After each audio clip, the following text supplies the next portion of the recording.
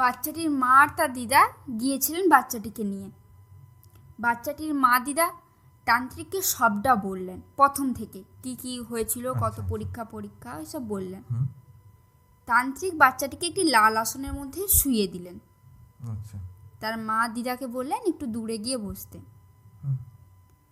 এরপর যা বলল তার মা, তুমি বিশ্বাস করতে পারবে না। আমি অবাক হয়ে তার মায়ের মুখের দিকে প্রিয় শ্রোতা বন্ধুরা, গল্পের আসরে আপনাদের স্বাগত। আমি সুমিত। আজ আমরা আপনাদের সঙ্গে শেয়ার করব আমাদেরই এক শ্রোতা বন্ধুর পাঠানো একটি সত্য ঘটনা, যেটা ওনার মেয়ের সাথে ঘটেছিল কয়েকদিন আগেই। আমরা কিছু নিরাপত্তার কথা মাথায় রেখে ওনার কথা মতো জায়গা বা কারণ নাম উল্লেখ করছি না।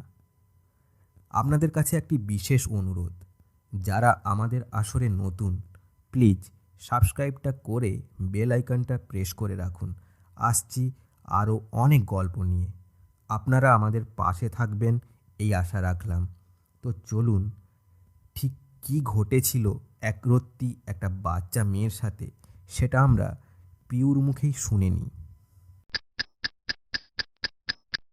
আচ্ছা, বাচ্চাটির সাথে কি ঘটেছিল সেটা তো তুমি নিশ্চয়ই ওর মার মুখে শুনেছো। তো তো তুমি একটু বলো তো আমাদের এই শ্রোতা বন্ধুদের, যে বাচ্চাটার সাথে ঠিক কি ঘটেছিল বা সে কীরকম পরিস্থিতির মধ্যে ছিল, সেটা একটু আমার শ্রোতা বন্ধুদের সঙ্গে একটু তুমি শেয়ার করো তো। হ্যাঁ, বলতে গেলে একান্নবর্তী পরিবার, সবাই মিলে বেশ স্বাচ্ছন্দ্যে জীবনযাপনই করছিল। বাড়িটা অনেক পুরনো, যেরকম সে আগেকার বাড়ি হয় না, সেরকম বাড়িটা অনেক পুরনো, প্রায় 60 বছরের পুরনো বাড়ি বলা যেতে পারে। আচ্ছা, 3 তলা পাকার বাড়ি, বাড়ির সামনে দোকান ঘর, তার জেঠুরই একটা দোকান ঘর। আচ্ছা, ঠিক আছে। হ্যাঁ, পেছনে রয়েছে বিভিন্ন ধরনের গাছ, নারকেল, সুপারি, যেরকম গ্রামে যেমন থাকে। হয় আর কি। হ্যাঁ, যেমন গ্রামে থাকে সেরকম। বাড়িটির পেছনে অর্থাৎ প্রাচীরের পরে রয়েছে ইরিগেশন বাংলো।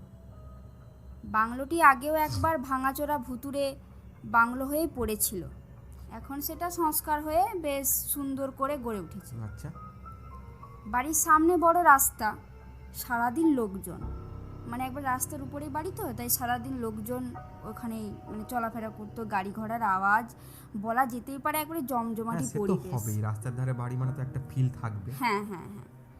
পরিবারে মোট 17 জন সদস্য, এছাড়াও রয়েছে ছোট বাচ্চারা, সব বাবা কাকা জেঠুরা সব একসাথে থাকতে, বা তাদের ছেলে মেয়েরা, ভাবো কিরকম বাড়ি সেরকম হবে ভেবে রাখো। খেলাধুলো, চিৎকার চেঁচামেচি তো লেগেই থাকতো। সব ঠিকঠাকই চলছিল। একদিন সেই বাড়িরই একটি ছোট্ট 7 বছরের বাচ্চা মেয়ে হঠাৎ অসুস্থ হয়ে পড়ল। আচ্ছা, যে বাচ্চাটার কথা আমরা শুনবো। হ্যাঁ হ্যাঁ হ্যাঁ, সেই অসুস্থ হয়ে পড়ল। সবাই ভাবলো বাচ্চা এই সময় সিজন চেঞ্জে যেমন ভোগে, সেই রকমই কিছু হয়েছে হয়তো। সেই মতো তার পরিচর্যা বাড়িতেই চলছিল। সব বাড়িতেই হয়, ওরকম হয়। 2 দিন কেটে যাওয়ার পরও বাচ্চাটি যখন সুস্থ হচ্ছে না, তখন বাচ্চাটি পাশেই একজন কোয়াক ডাক্তারের কাছে নিয়ে গেল বাচ্চাটিকে। ওর মা নিয়ে গেল আর কি। হ্যাঁ। ডাক্তারবাবু কয়েকটা ওষুধ দিলেন, সেই মতো ওষুধও খাচ্ছিল বাচ্চা মেয়েটি, কিন্তু কাজ হলো না কিছুই। আচ্ছা। বাড়ির বড়রা ঠিক করলো এবার একটা শহরের বড় চাইল্ড স্পেশালিস্টকে দেখাবেন। সেই মতো পরের দিনই বাচ্চা মেয়েটির মা বাবা একজন শহরের নামকরা চাইল্ড স্পেশালিস্টের কাছে গেল। আচ্ছা। ডাক্তারবাবু সব শুনলেন এবং কয়েকটা ব্লাড টেস্ট করাতে বললেন। স্বাভাবিক, এখন তো হ্যাঁ, ডাক্তারের কাছে। ব্লাড টেস্টও করানো হলো। ধরা পড়লো বাচ্চাটি রক্ত স্বল্পতায় ভুগছে, অ্যানিমিয়া আর কি। অর্থাৎ অ্যানিমিয়া। ডাক্তারবাবু কয়েকটা ওষুধও দিলেন এবং বাচ্চাটির মা বাবাকে আশ্বস্ত করে বললেন ভয়ের কিছুই নেই, ঔষধগুলো সময় মতো খাওয়াবেন, আর ফল শাক সবজি রোজ 2টো করে ডিম সেদ্ধ খাওয়াবেন, সুস্থ হয়ে যাবে খুব তাড়াতাড়ি। এবার বাচ্চার সুস্থর কথা শুনলে সব বাবা মার মুখেই হাসি ফোটে। ডাক্তারবাবুর কথা মতোই বেশ কিছুদিন ট্রিটমেন্ট চলতে লাগলো। সবাই ভাবলো বাচ্চাটা এবার হয়তো সেরে উঠবে, কিন্তু সেরে ওঠা তো দূরের কথা, সে আরও দুর্বল হয়ে পড়ল। সে না পারছে খাওয়া দাওয়া করতে, না পারছে উঠে দাঁড়াতে, হাঁটতে গেলে পায়ে পায়ে পা জড়িয়ে পড়ে যাচ্ছে, ক্রমশ নিস্তেজ হয়ে পড়ে বাচ্চাটি। কদিন আগেও যে বাচ্চাটি হেসে খেলে বেড়াতো, স্কুলে যেত, বাড়ির অন্য বাচ্চাদের সাথে খেলে দিব্যি থাকতো, আর আজ সে সামান্য উঠে দাঁড়াতে পারছে না। স্বাভাবিক, এটা চিন্তার বিষয় তো। বাড়ির লোকেরা সত্যি এবার খুব চিন্তিত হয়ে পড়েছিল। অবশ্যই। তার মা তো কান্নাকাটি শুরু করে দিল। হ্যাঁ। আরও অনেক ডাক্তার দেখালো, বললো ওই ডাক্তারের কাজ হচ্ছে না, তাহলে এবার অন্য ডাক্তার দেখাই। হ্যাঁ, আরও ডাক্তার দেখাচ্ছে, চেঞ্জ করছে আর কি। কলকাতা থেকে সব পরীক্ষা করিয়ে আনলো, আবার নতুন করেও পরীক্ষা করালো, আচ্ছা। কিন্তু তাতেও কোনো লাভ হলো না। বাচ্চাটির কি হয়েছে তা কোনো ডাক্তারই বলতে পারল না। এত লোকজন হাসি খুশিতে থাকা পরিবারটি হঠাৎ যেন চুপচাপ হয়ে গেল। সবাই বেশ চিন্তিত। বাচ্চাটির মা বাবা তো একেবারে ভেঙেই পড়েছে। বাচ্চাটির মা তো খাওয়া দাওয়া ভুলে সারাক্ষণ শুধু কান্নাকাটি। কেন করবে না বলো, একটাই মেয়ে। স্বাভাবিক। আর সেটাই তো স্বাভাবিক না? হ্যাঁ, একদম। বাড়ির বয়স্ক ঠাকুমা বললেন, অনেক ডাক্তার হয়েছে। মানে বয়স্ক ঠাকুমা মানে বাচ্চা মেয়েটির ঠাকুমা। আচ্ছা আচ্ছা আচ্ছা। বৃদ্ধারা যেরকম বলে সেরকমই। অনেক যে ডাক্তার তো দেখালি, সে বলছে তার বৌমাকে, ছেলেকে, তো একটা মন্দিরে বা কোনো তান্ত্রিকের কাছে নিয়ে জানা, যদি ভালো হয়। ঠাকুমার কথা শুনে বাড়ির বাকি যুবকরা একটু অবাকই হলো, মানে বাকি ছেলেমেয়েরা অবাকই হলো। আসলে এখন আমরা বিংশ শতাব্দীতে দাঁড়িয়ে আছি, যেখানে প্রতিদিন সায়েন্স কিছু না কিছু ডেভেলপ করেছে, আর সেখানে তন্ত্রমন্ত্র তারা একটু বিরক্তি হয়ে স্বাভাবিক। গেল। দেখো, ওরার জায়গায় যদি আমিও থাকতাম, অ্যাটলিস্ট প্রোটেস্ট করতাম যে সায়েন্সের এই 2024-এ দাঁড়িয়ে তন্ত্র মন্ত্র, কালো জাদু, ব্ল্যাক ম্যাজিক অবিশ্বাস্য। হ্যাঁ, চলো বলো বলো। কিন্তু সত্যিই তো সব রকম চেষ্টা করেও তো কোনো লাভ হলো না। এত ডাক্তার চেক আপ করেও তো কোনো লাভ হলো না। তাই কেউ আর তর্কেও গেল না। সবাই বৃদ্ধার কথা শুনে, মানে ঠাকুমাটির কথা শুনে, বাচ্চাটিকে নিয়ে গেল এক তান্ত্রিকের কাছে। আচ্ছা। বাচ্চাটির মা আর তার দিদা গিয়েছিলেন বাচ্চাটিকে নিয়ে। বাচ্চাটির মা দিদা তান্ত্রিককে সবটা বললেন, প্রথম থেকে কি কি হয়েছিল, কত পরীক্ষা এসব বললেন। তান্ত্রিক বাচ্চাটিকে একটি লাল আসনের মধ্যে শুইয়ে দিলেন। আচ্ছা। তার মা দিদাকে বললেন একটু দূরে গিয়ে বসতে। এরপর যা বলল তার মা, তুমি বিশ্বাস করতে পারবে না। আমি মানে অবাক হয়ে তার মায়ের মুখের দিকে তাকিয়ে রইলাম। আচ্ছা, হ্যাঁ বলো, তাহলে দর্শকরা শুনবে। তান্ত্রিক প্রথমে একটা মন্ত্রপ্রুত জল বাচ্চাটির গায়ে ছড়িয়ে দিল। আচ্ছা।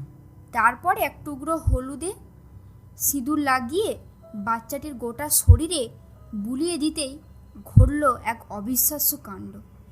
আচ্ছা। যে বাচ্চাটি উঠে দাঁড়াতেই পারতো না, সে নিজেই উঠে ওখান থেকে পালানোর চেষ্টা করছে। মানে? হ্যাঁ, কিন্তু পারল না। তান্ত্রিক এক হাত চেপে ধরে বাচ্চাটিকে আবার আসনে বসিয়ে দিল এবং আসনের চারপাশে গণ্ডি কেটে দিল কাঠ দিয়ে, আচ্ছা। মানে আম কাঠ দিয়ে। আচ্ছা। এবার শুরু হলো যজ্ঞ। বাচ্চাটি বারবার পালানোর চেষ্টা করছিল, কিন্তু পারছে না ওই গণ্ডির বাইরে বেরোতে। কিছুক্ষণ ধরে যজ্ঞ আর তার সাথে জোরে জোরে মন্ত্র উচ্চারণ হচ্ছিল। ঠিক তার পর মুহূর্তেই বাচ্চাটির গলার স্বর পরিবর্তন হয়ে গেল। মানে বাচ্চাটার গলার স্বর পরিবর্তন? হ্যাঁ হ্যাঁ, কে যেন বলছে, আমাকে তুই কিচ্ছু করতে পারবি না, সব রক্ত না খাওয়া পর্যন্ত আমি যাব না, কিছুতেই যাব না।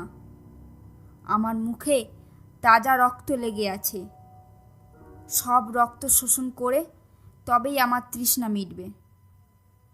তুই কিচ্ছু করতে পারবি না, আমায় ছেড়ে দে বলছি। মানে এটা কে বলছে? বাচ্চাটা বলছে না? না না, তার মানে সে গলার স্বর পরিবর্তন করে তার মধ্যে যেন অন্য কেউ একটা বলছে। মানে বুঝতে পারছো তো ব্যাপারটা কি হচ্ছে? হ্যাঁ হ্যাঁ বলো। তান্ত্রিক কোনো কথা না বলে তার যজ্ঞ কমপ্লিট করে হোমের কাঠ থেকে ওই এক টুকরো যজ্ঞের ছাই আচ্ছা। আর একটা শিকড় দিয়ে একটা মাদুলি বানিয়ে বাচ্চাটির কোমরে বেঁধে দিল।